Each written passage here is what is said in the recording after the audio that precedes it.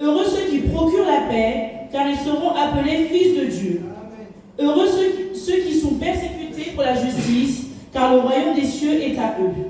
Heureux serez-vous lorsqu'on vous outragera, qu'on vous persécutera et qu'on dira faussement de vous toutes sortes de mal à cause de moi. Réjouissez-vous et soyez dans l'allégresse, parce que votre récompense sera grande dans les cieux, car c'est ainsi qu'on a persécuté les prophètes qui ont été avant vous. Vous êtes le sel de la terre, mais si le sel perd sa saveur, avec quoi la lui rendront-on? Il ne sert plus qu'à être jeté dehors et foulé aux pieds par les hommes. Amen. Amen. Que Dieu le bénisse. Alors, le thème de cet après-midi que j'ai nommé, c'est le sel de la terre. Alléluia.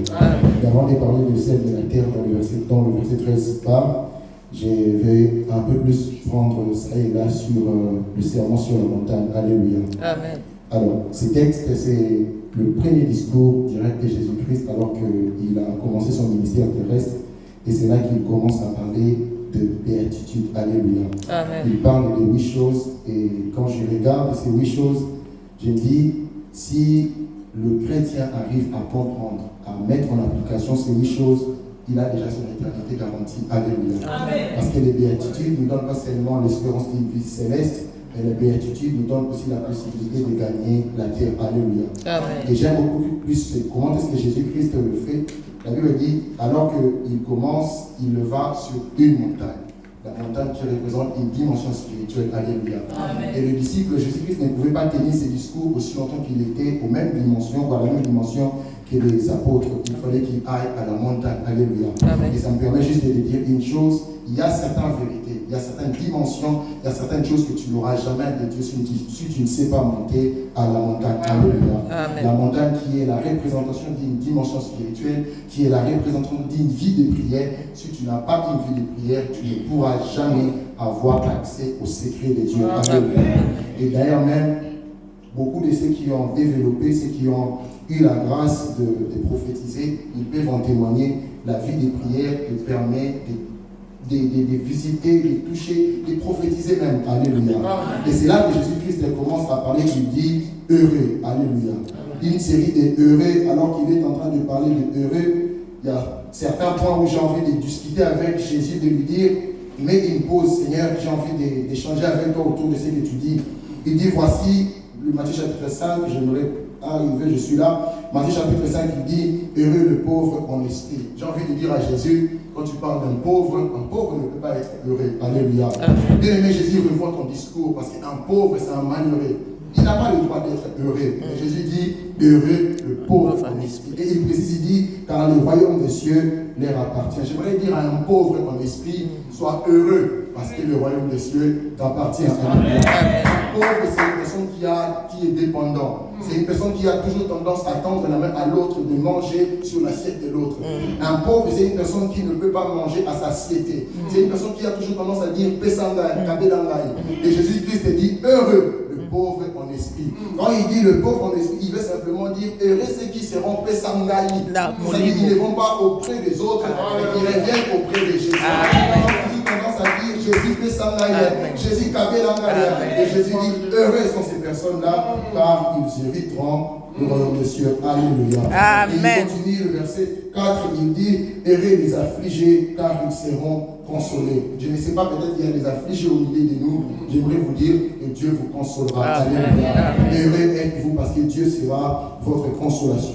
Le verset 5, il dit heureux les débonneurs, car ils hériteront la terre. Le verset 6, il dit heureux ceux qui ont faim et soif de la justice, car ils seront rassasiés. Le verset 7, il dit heureux ceux qui sont miséricordieux, car ils obtiendront miséricorde. Mais tu ne peux obtenir miséricorde si tu n'accordes pas la miséricorde. Pour avoir la miséricorde, il faut que tu fasses miséricorde aux autres. Matthieu chapitre 6, la Bible dit ceci, Matthieu chapitre 6, verset 9, Jésus apprend à ses disciples comment prier. Il dit voici comment vous devez prier. Dites notre Père qui est aux cieux, que ton nom soit sanctifié. Mais quelque part il dit pardonne-nous comme nous pardonnons aux autres. Il conditionne le pardon que nous obtenons auprès de lui par le pardon que nous donnons aux autres. Alléluia. Si tu ne sais pas pardonner les autres, tu ne pourras jamais, alors au grand jamais, avoir aussi le pardon de Dieu. J'ai pensé que c'est un apôtre qui est en train de parler. Je suis allé relire encore. Je me suis rendu compte que ce n'est pas un apôtre, mais c'est lui-même Jésus qui dit. Si tu ne sais sais pas pardonner les autres, tu ne pourras jamais être aussi pardonné. Alléluia.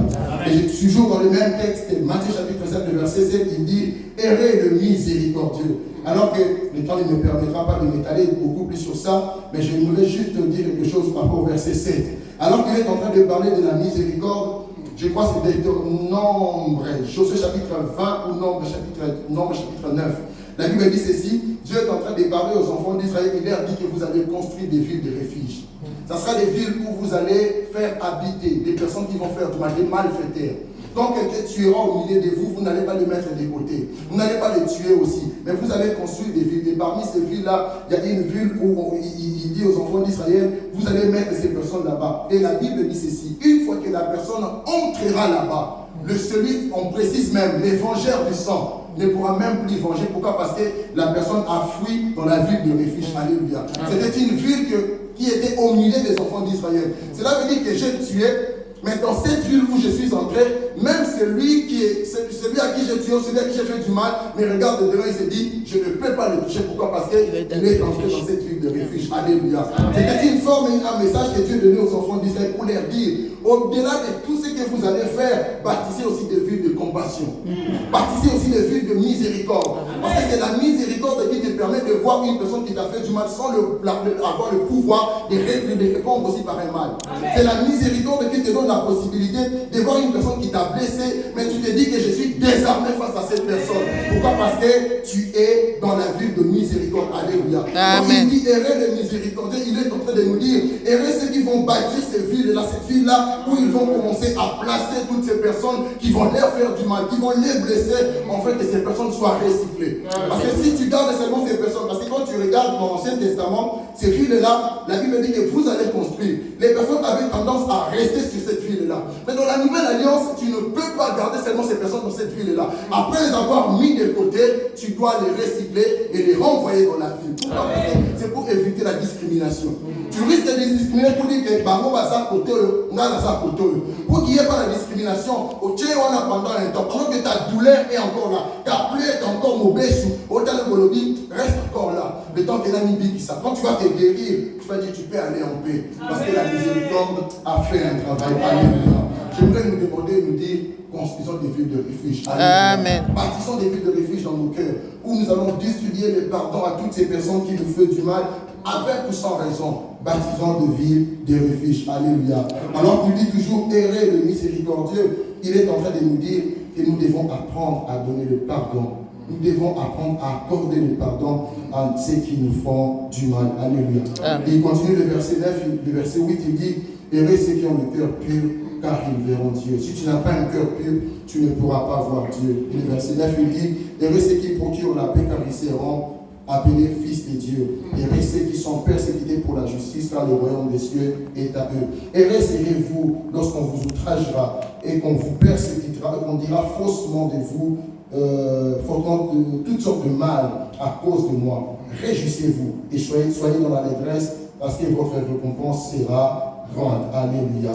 C'est le verset 13 qui m'intéresse, là où il dit, vous êtes le sel de la terre, la lumière du monde. En regardant ces textes, je suis en train de voir un Jésus en train de mettre des choses dans la vie des disciples. Alléluia. Amen. Je suis en train de voir un Jésus en train de révéler le secret du royaume aux disciples pour dire, je suis en train de vous révéler votre identité. Je suis en train de vouloir vous donner ce que vous avez perdu. Alléluia. Amen. Psaume 22, la Bible dit ceci, c'est David qui est en train de dire, la Bible dit que ne savez pas que vous êtes des dieux. Pourquoi mourrez-vous comme des hommes? Alléluia. N'est-il pas écrit, Jésus même va les répondre dans les évangiles pour dire que n'est-il pas écrit de vous que vous êtes des dieux? Pourquoi mourrez-vous comme des hommes? Alléluia. Ici, Jésus-Christ est en train de vouloir redéfinir ou de vouloir restaurer l'homme dans son identité. Mais je pensais que Jésus allait donner directement la puissance. Jésus ne donne pas la puissance, mais Jésus donne les enseignements. Alléluia. C'est pour dire que ce n'est pas les enseignements que l'homme atteint la dimension de la divinité. C'est-à-dire que tu ne peux pas atteindre une certaine dimension si tu n'es pas informé ou formé. C'est la formation et l'information qui te transforment. Si tu n'as pas toutes ces choses, tu ne pourras jamais atteindre une certaine dimension. Alléluia. Amen. Et toujours dans le même texte, parlons du sel, c'est là où je veux plus m'étaler. La Bible dit, vous êtes le sel de la terre, la lumière du monde. Le sel, on le connaît tous, le sel donne la saveur. C'est une substance cristallisée soluble. C'est-à-dire c'est une substance où on parle même de chlorure de sodium pour les chimistes. Mais je ne vais pas rentrer dans tout ce qui est chimie là-bas. On parle du sel. Le sel a un rôle. Le sel a un objectif, de donner la saveur à la nourriture. Le sel sert à beaucoup de choses. Il y a combien de fois où on arrive, on nous sert quelque chose, on a tendance à dire, mon quitter. Est-ce que tu peux un peu ajouter le sel? C'est pour que la nourriture soit mangeable, que tu manges la nourriture calmement. Alléluia. Amen. Et lorsque Jésus-Christ est en train de dire que vous êtes le sel de la terre, il est simplement en train de nous dire que nous sommes des fils d'alliance. J'explique. La Bible dit ceci dans le livre de Lévitique, chapitre 2, le verset 13. C'est Dieu qui est en train de parler aux enfants d'Israël. Il leur dit, lorsque vous présenterez une offrande à l'Éternel, vous mettrez le sel qui est synonyme d'alliance. Alléluia. Ça sera pour vous un signe d'alliance.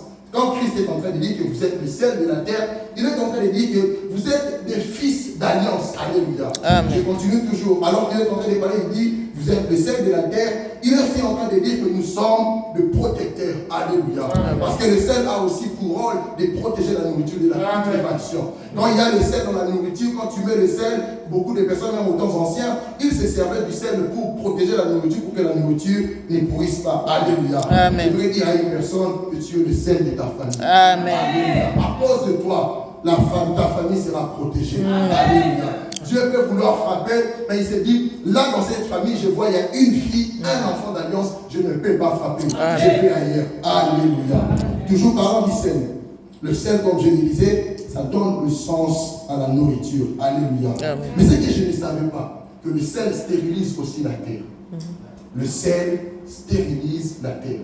Si tu prends le sel, tu jettes sur la terre et que tu viens s'aimer, la terre ne produira pas. Pourquoi? Parce que tu as mis le sel. Alléluia. J'aimerais dire à une personne que tu es le sel de ta famille. Toute sémence de l'ennemi sera infertile dans ta famille. Pourquoi? Parce que toi, tu es là-bas. Alléluia.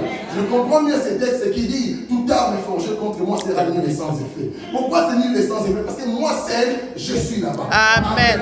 C'est-à-dire, tout ce qu'ils viennent s'aimer, tout ce qu'ils vont faire, ça va retrouver un sel qui est là. C'est-à-dire, vous avez fourni beaucoup d'efforts. Parce que lorsqu'il dit que toute arme forgée contre moi sera nulle et sans effet, la Bible est en train de le dire. L'Éternel n'interdit pas aux forgerons, à ceux qui sont en train de vouloir me combattre et de ne pas me combattre. Il les laisse faire. Mais lorsqu'ils viendront s'aimer, ils vont voir que nous avons fourni beaucoup d'efforts. Mais tout ce que nous avons sémé dans la vie de cet homme ou dans cette famille est infertile. Alléluia. Le diable ne pourra rien contre ta vie. Alléluia. Amen. Toujours dans le même texte, parlons toujours du sel. Le sel a pour rôle de chasser aussi la mort et d'assainir. Parlons même de chasser la mort. C'est dans le livre de 2 Rois, chapitre 2, le verset 19, verset 22. Le sel chasse la mort et le sel aussi assainit. Alléluia. Amen. Je vais plus m'asseoir dans le livre de 2 Rois. Amen. 2 Rois, chapitre 2. 2 Rois, chapitre 2, le verset 19. 2 Rois, chapitre 2, le verset 19. Verset 19. Oui. Je lis au nom de Jésus. Amen. Les gens de la ville dirent à Élisée, vous, le séjour de la ville est bon, comme le voit mon Seigneur, mais les eaux sont mauvaises et le pays est stérile. Amen. Amen. Remarquez dans ce texte de 2 Rois chapitre 2, le verset 19, la Bible dit ceci. Les gens de la ville vont appeler, Jéricho vont appeler Élisée. Ils vont faire l'état des lieux, ils vont présenter la situation de la ville à Élisée. Ils disent à Élisée, viens voir notre ville. Il y a un problème quand vous lisez très bien ces textes. Je remarque, la ville est bien positionnée. Parce que s'il faut décortiquer, faire l'exégèse de ces textes, vous allez remarquer que la ville est bien positionnée. C'est-à-dire que la position de la ville n'a pas de problème. Le lieu où la ville se trouve n'a pas de problème. Pour dire que s'il y a des personnes qui peuvent être fertiles, être prospères, moi j'en fais partie. Alléluia. Mais remarquez, ils font un mais. Ils s'opposent à ce qu'ils ont dit avant. Malgré le fait que nous soyons bien positionnés, mais nous ne vivons pas ces faits-là. Nous ne voyons pas la réalité. C'est-à-dire, c'est comme si, tout ça, un échantillon. Les gens nous voient, on vit, on s'habille bien, mais au fond de nous, il n'y a rien. Il y a un vide. Alléluia. Et la Bible dit qu'ils disent à Élisée, viens voir notre situation. Viens voir comment est-ce que nous sommes là. Et au-delà du fait que nous soyons bien positionnés, il y a même des eaux qui passent. Mais cette eau rend infertile, sème la mort dans tout ce que nous sommes sommes en train de s'aimer. Alléluia. Et il présente, il dit, les habitants de Jéricho, les eaux sont tellement mauvaises. Alléluia. Au point que tout ce que nous s'aimons est infertile. Je suis allé, je me suis juste arrêté un peu, je me suis dit, Élisée ou docteur Roi, je me suis dit, Élisée, qu'est-ce que les habitants de Jéricho veulent te dire? Les habitants de Jéricho, sans pour autant dire à Élisée, ils veulent dire à Élisée, que viens voir, nous sommes dans la pauvreté. Ils n'ont pas parlé de la pauvreté. Parce que nous savons tous, à l'époque, ils ne vivaient pas comme nous. Ils n'avaient pas une économie aussi diversifiée comme nous. Ils ne pouvaient pas faire beaucoup de choses. Ils vivaient de l'agriculture. Lorsqu'il y a un problème de l'eau, ça veut dire que si les eaux ne peuvent pas irriguer, ne peuvent pas arroser le plantes, c'est qu'il y a un problème de la pauvreté. Alléluia. Sans pour autant dire, les eaux étaient en train de conditionner les habitants de Jéricho de vivre dans la pauvreté. Les eaux étaient en train de conditionner les habitants de Jéricho à être dans une situation de précarité. Pourquoi votre vie est précaire? Pourquoi vous êtes dans cette situation? Ce n'est pas notre faute. C'est les eaux qui nous appauvrissent. Alléluia. Nous qui normalement on devait avoir, nous qui à cause de notre positionnement on devait être excellents, on devait être dans la gloire, mais nous nous retrouvons dans une situation de pauvreté à cause de qui? À cause de cette eau qui est avec nous. À cause de cette eau qui coule au-dedans de nous ou au milieu de nous. Cette eau ne produit rien. Cette eau ne nous donne rien. Pourquoi cette eau ne vous donne rien? C'est juste à cause de la qualité des eaux. Alléluia. Et remarquez, les eaux qui est amère, ce n'est pas seulement les eaux qui est amère, mais les eaux est stratégique. Le diable n'a pas frappé ailleurs. Il a frappé juste un endroit stratégique. Il n'a pas frappé à tout. Parce qu'il sait que s'il touche au bétail, les bétails ils peuvent mettre encore au monde, ils auront encore d'autres enfants. Mais si je touche aux eaux, ça va paralyser la vie économique de la nation. Alléluia. Ainsi, lorsque le diable devait s'attaquer à une famille, il ne s'attaque pas à tout. Il s'attaque à des endroits stratégiques. Il se dit que où est la personne, ou quelle est la personne qui fournit le plus dans la famille.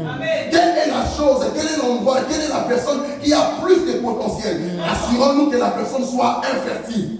Rassurons-nous que la personne soit inutile. Parce que remarquez, les habitants de Jéricho, lorsqu'ils sont en train de parler, ils disent que les eaux rendent infertiles. Ça ne permet pas à la terre d'être féconde. Ça ne permet pas à la sémence que nous sommes en train de s'aimer de produire. Pourquoi la sémence ne produit pas? À cause de la qualité des eaux. Parlons de l'infertilité. L'infertilité peut être vue comme étant l'instabilité. L'infertilité peut être vue comme étant une situation où tu as beaucoup, tu as tellement sémé, mais tu ne récoltes pas. Tout ce que tu sèmes, c'est la mort. Tout ce que tu sèmes, c'est l'échec. Tout ce que tu sèmes, ce sont des pertes. Tu te dis, mais qu'est-ce qui se passe? Et j'aime les habitants de Jéricho, alors qu'ils font ces constats, ils font ces constats, ils se disent, nous n'allons pas aller ailleurs. Allons appeler les prophètes. Et la Bible dit que lorsque le prophète arrive dans cette ville, il a pris les sels, il ne va pas ailleurs. Il va seulement aller à la source et placer les sels. Amen. J'aimerais juste dire une vérité. Une vérité. Le sel que nous voyons, le sel que nous mangeons, que nous voyons, que parfois on a tendance à dire que c'est inutile, c'est tellement moins cher dans les supermarchés. Mais le sel est utilisé dans la spiritualité. Amen. Que ce soit dans les bons ou dans les mauvais. Ceux qui sont intelligents spirituellement les utilisent. Tu peux être dans une maison hantée. Tu peux utiliser le sel, ça va chasser les démons. Le sel a pour rôle, comme je l'ai dit, d'assainir. Alléluia. Alors qu'ils sont en train de prendre le sel, la Bible dit qu'Élisée va dire où est la source de la chose. Le problème a commencé où? Quelle est la personne qui a commencé la chose? Qui a sémé? D'où vient le problème? Ne me ramenez pas partout. Ramenez-moi juste à la source. Alléluia. Et la Bible dit que lorsque Élisée va aller à la source, il va jeter le sel. Et c'est que j'aime. Le sel avait pour mission lorsqu'ils entraient d'assainir. Et la Bible dit que cette eau qui n'était pas potable, cette eau qui était impure, les eaux est devenue potable. Alléluia. Et la suite même, Élisée va dire que le sel qu'il a jeté, il va encore dire que la mort qui s'y trouvait, la mort a fui à cause de la présence du sel. Alléluia. Mais ce n'est pas ça qui m'intéresse. Je reste toujours dans le même texte. La Bible dit ceci. Alors que Élisée a jeté le sel, je prends le sel comme étant une famille, dans les eaux. Je prends les eaux comme étant une famille. Élisée n'a pas pris n'importe qui. Il s'est dit que je dois prendre les meilleurs éléments que j'ai avec moi pour les placer dans cette situation. Ce n'est pas une situation où je vais aller seul. Je vais me rassurer de prendre tous mes soldats. Nous allons entrer dans ces problèmes afin d'éradiquer, de nettoyer, de laver et de restaurer ces habitants dans leur statut et dans leur destinée glorieuse. Alléluia. Remarquez le problème de cette ville. C'est un problème de destinée, le combat de destinée. Alléluia. La bataille de destinée. Parce que aussi longtemps que ces peuples, ou les habitants de Jéricho vivent dans cette situation, ils sont pauvres. Leur destinée est scellée. Mais Élisée va faire quelque chose de restaurer ce peuple dans leur destinée. Amen. J'aimerais dire juste à une personne, n'es-tu pas comme sitôt les habitants de Jéricho? Le rôle de l'eau, on sait tous, c'est pour arroser. On n'a pas besoin de mettre le sel pour que les eaux deviennent pures. On n'a pas besoin de tout ça. Mais l'eau a perdu son sens. L'eau ne joue pas son rôle. L'eau avait un rôle à jouer, on le sait tous. Mais l'eau ne joue pas son rôle. Qui a fait à ce que cette eau ne produise pas? Qui a fait à ce que cette eau qui devait donner la vie produise la mort? On le sait tous et on le dit. L'eau c'est la vie. Je vois même encore l'enfant qui est en train de chanter. L'eau est là. Mais les habitants de Jéricho ne se réjouissent pas pour dire que non, l'eau est là. Ils se disent qu'il faut même que cette eau ne soit plus. L'eau ne joue pas son rôle dans la destinée ou dans la vie des enfants d'Israël. Combien de filles, combien de personnes ne jouent-ils pas aussi les rôles dans leur famille? Amen. Tu es placé dans une famille, tu es placé dans une église avec une mission, mais tu ne joues pas le rôle que tu devais jouer. Combien de vies ont besoin aussi d'être restaurées comme les autres habitants de Jéricho? Combien de personnes n'ont-ils pas besoin aussi d'être visitées comme les habitants de Jéricho? Gloire soit rendue à Dieu pour les autres de Jéricho. Alors qu'ils étaient en train d'être scellés, d'être mis à part. Ça dit, tu devais produire, tu ne produis pas. On ne te regarde plus, on te met de côté. Mais ces jours-là, à cause de la présence de l'homme de Dieu, les autres qui avaient perdu son sens avaient retrouvé sa destinée. J'aimerais dire à une personne, cet après-midi, le Seigneur te fait restaurer, te fait entrer dans ta destinée. Si les habitants, tous les sorciers de ta famille, t'avaient négligé, t'avaient mis de côté, parce que tu étais improductif, en quittant le Seigneur, l'Éternel te restaurera. Alléluia. Alors que cet homme n'avait même plus de sens. Tous ceux qui regardaient cet eau, ils se disaient, on peut tout boire, sauf de cette eau.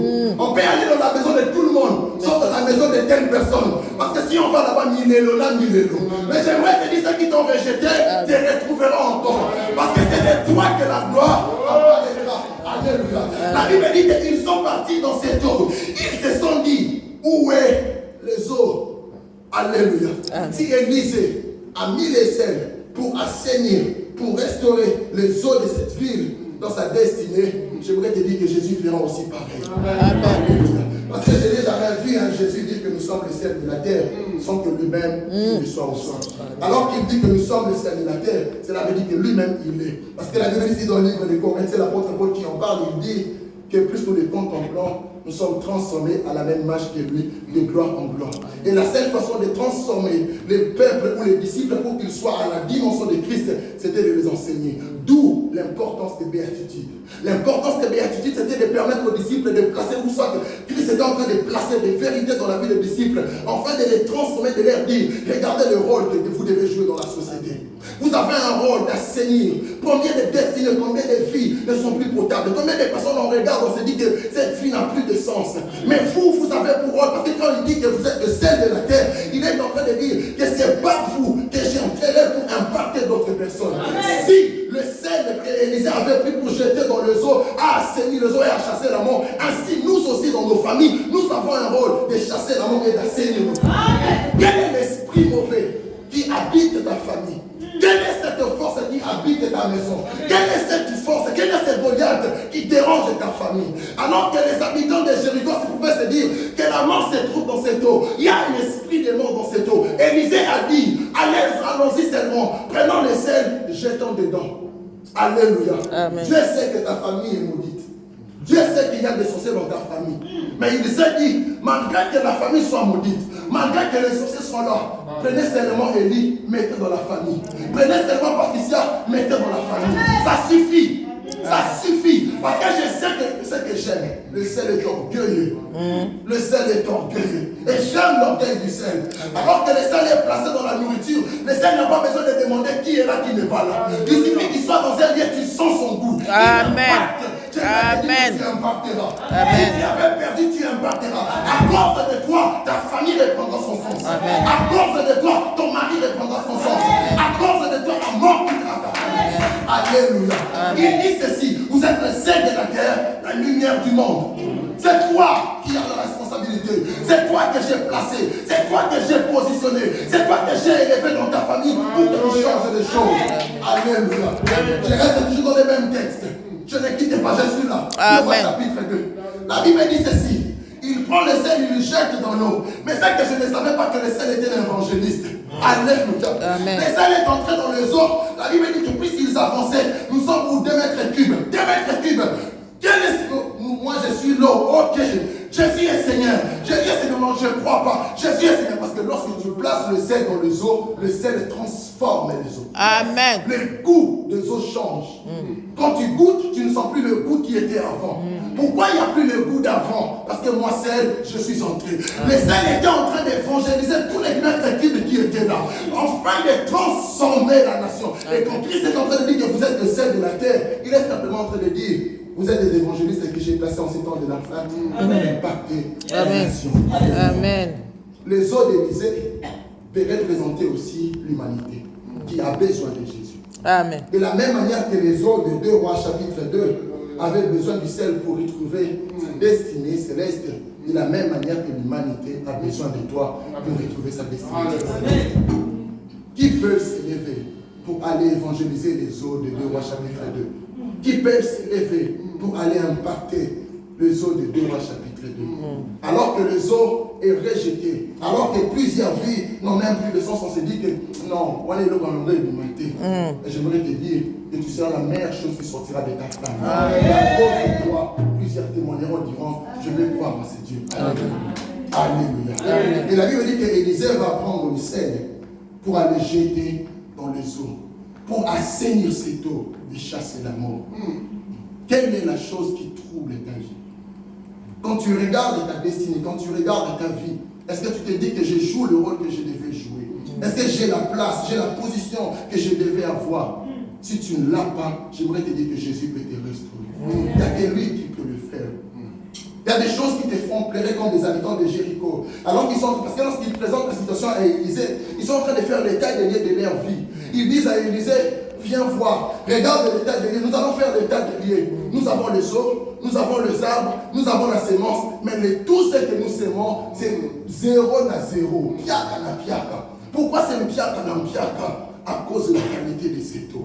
Élisée ne touche pas à tout. Il va aller toucher là où il le faut. J'aimerais dire à une personne que Dieu ne fera pas tout, mais il fera ce qu'il faut. Alléluia. Je peux toucher à tout sans pour autant toucher à ce qu'il faut. Élisée pouvait aussi parce qu'il venait à peine de recevoir le pouvoir d'Élie. Il pouvait aussi opérer un miracle. Les habitants de Jéricho allaient témoigner. Mais ils disent que si je vous donne un miracle, vous allez manger. Mais je veux juste vous rendre votre statut. J'aimerais permettre à ce que cette eau qui donnait la mort produise encore la vie. Et la Bible dit ceci dans le livre d'Ézéchiel. La Bible dit ceci: Ézéchiel est en train de voir les eaux qui coulent et qui quittent le trône de Dieu. Et les eaux sont en train de se canaliser. Et j'aime surtout, la Bible dit que partout où cette eau passait, donnait la vie. Alléluia. Partout où cette eau passait, donnait la vie. Là où il n'y avait pas la vie, les eaux donnaient la vie. Alléluia. J'aimerais dire que partout où tu passeras, tu donneras la vie.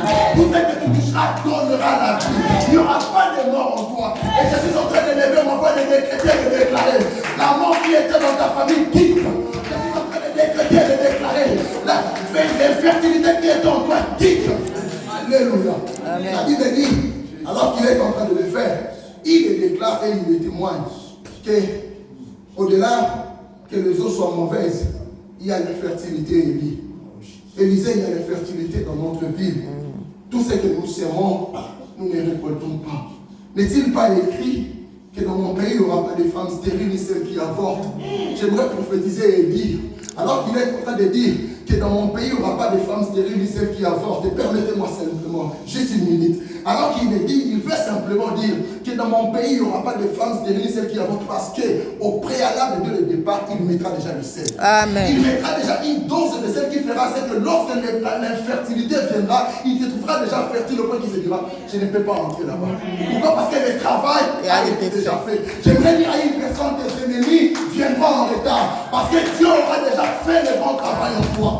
Tes ennemis viendront en retard. La mort viendra en retard. Pourquoi? Parce que Dieu aura déjà sémé la sémence de la vie en toi. Amen. Alléluia. Amen. Alors qu'ils sont en train de présenter, ils disent à Élisée, regarde Élisée, la ville est là, mais il y a l'infertilité, bien-aimé Élisée. Qu'est-ce que nous allons faire? Ils ne parlent pas de la pauvreté. Parce que la pauvreté est cachée par une raison, par quelque chose qui est valable. C'est quoi la raison? C'est la qualité des autres. Pourquoi vous êtes pauvre? Non, c'est parce qu'on n'a pas étudié. Vu qu'on n'a pas étudié, on n'a pas fait de bonnes études. Du coup, moi, je ne peux qu'être femme ménagère. Non! Non! Non, pourquoi tu ne peux pas acheter? Pourquoi jusque-là, tu n'as pas des projets d'acheter? Je n'ai pas des projets d'acheter parce que jusque-là, je n'ai pas encore de CDI. Non! Non! Pourquoi jusque-là, tu n'es pas marié? Non, moi, tu penses, tu vois, il était là, il était venu. Non! Non! Non!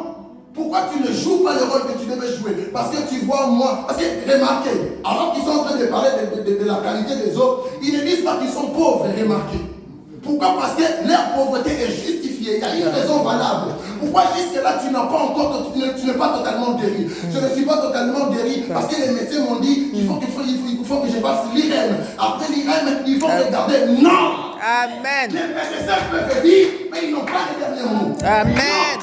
Si Élisée s'est levé pour contredire tous les pronostics, les diagnostics qui ont été faits avant, j'aimerais dire, je me lève aussi comme serviteur de Dieu pour m'opposer à tous les pronostics d'avant. Les médecins ont dit, mais Jésus a dit que cela est parti. Amen. Les médecins ont dit, mais Jésus dit que cela ne sera pas. Alléluia. Amen. Le médecin sont des hommes. Alors que les habitants de Jéricho font les temps des lieux, ils présentent la situation. Ils disent à Élisée, regarde, la situation est là. C'est à cause de cette rivière que nous sommes pauvres. C'est à cause de cette maladie que je n'ai pas la stabilité. Je dors, je ne dors pas. Alors que les gens pensent que je dors, j'ai juste les yeux fermés. Mais en moi, je ne dors pas. Alors que les gens pensent que je suis heureux. Mais or que je suis en train de pleurer au-dedans de moi. Ils me voient vivre, mais je ne vis pas, je suis déjà mort au-dedans de moi. J'aimerais te dire que le Seigneur te restaurera. Amen. Le Seigneur te restaurera. Amen. Combien de personnes sont là, sont des moribonds? C'est-à-dire, la personne est déjà morte à l'intérieur. La personne ne vit même pas. Dans sa tristesse, dans sa mort, tu te dis que la personne n'est même plus vivante. La personne est déjà enterrée dans le Katinaï. De la même manière que les eaux des deux rois. De la même manière que cette eau. Quelle est les eaux de ta vie qui produisent la mort? Quelle est la chose qui produit la mort dans ta famille? Quelle est la chose qui produit la mort? Et j'aimerais te dire que le Seigneur assainira cela. Et j'aimerais déclarer au nom de Jésus-Christ que le Seigneur assainisse ta santé. Amen. Là où le diable avait semé la maladie, que le Seigneur fasse le nettoyage. Amen. Alors que je pensais que c'était une chose impossible. Ce que je voulais plus demander à Élisée, c'est que ces gens te demandent, tu n'as pas besoin de faire tout ce que tu fais, Élisée. Va plutôt chercher un moyen de prendre juste tu fais un miracle, et puis ça suffit pour eux. Élisée dit, si je fais le miracle, cela ne suffira pas. Amen. Parce que le vrai problème, ce n'est pas le miracle. Ils ont besoin d'être transformés et qu'ils entrent dans leur destin. Amen. Et c'est là où le diable combat beaucoup de personnes. C'est que le diable combat, ce n'est pas tout ce que tu vois. Il cherche juste de t'écarter, de te faire comprendre que tu n'es rien, tu es nul, tu es zéro, tu ne vaux rien. Je prends les eaux de 2 Rois chapitre 2. Je prends les eaux d'Ézéchiel. Je regarde tous, on les appelle les eaux mailles, tous les sont mailles. Mais quand je regarde la qualité, le résultat, la productivité de cette eau, ils n'ont pas démonté. Alors que l'autre produit la mort, l'autre produit la vie. Mais pourquoi c'est 2 poids 2 mesures? Pourquoi l'autre peut produire la vie, l'autre produit la mort? Alléluia. Alors que lui, ils sont sur toi partout. J'aimerais te dire que tu seras restauré. Amen.